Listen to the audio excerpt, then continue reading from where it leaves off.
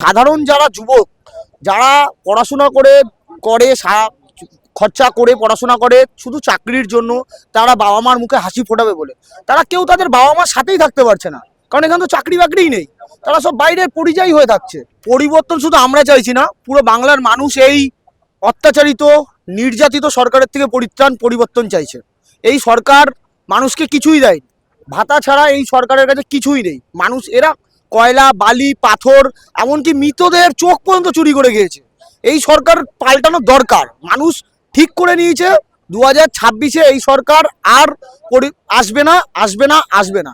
নতুন সরকার গড়তে চলেছে, সেটা শুধু সময়ের অপেক্ষা।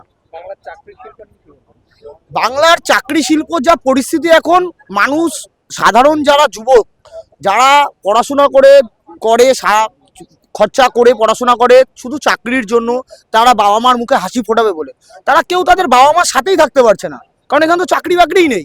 তারা সব বাইরের পরিযায়ী হয়ে থাকছে।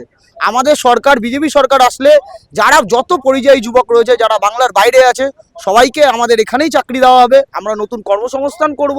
আর আমাদের সরকার তো বলেছে 45 থেকে 1 বছরের মধ্যে সব নতুন কর্মসংস্থান তৈরি হবে।